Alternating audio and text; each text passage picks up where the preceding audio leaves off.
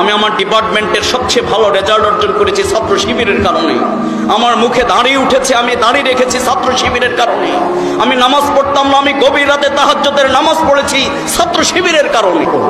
আমি তুমি বাবা হিসাবে তোমাকে যতটুকু শ্রদ্ধা করি, ওয়াকাদা রাব্বুকা আল্লা তা'বুদু ইল্লা ইয়াহু ওয়া বিল ওয়ালিদাইনি ইহসানা, ছাত্র শিবির যদি আমাকে কোরআন না শিক্ষা দিত, আমি বাবা হিসাবে তোমাকে এতটুকু সম্মান করতে জানতাম না।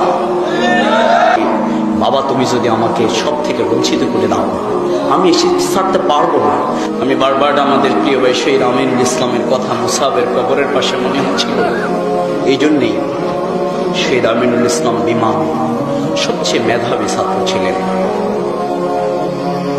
কিন্তু তার পরিবার ইসলামে আন্দোলন করতেন না।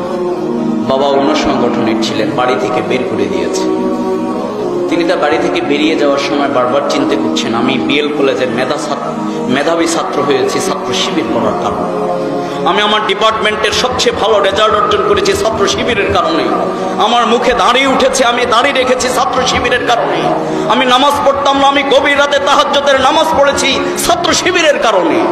বাবা তুমি যদি আমাকে সব থেকে বঞ্চিত করে দাও, আমি কিন্তু এই শিবির ছাড়তে পারতাম না, আমি এই শিবির ছাড়তে পারবো না। আমি তুমি বাবা হিসাবে তোমাকে যতটুকু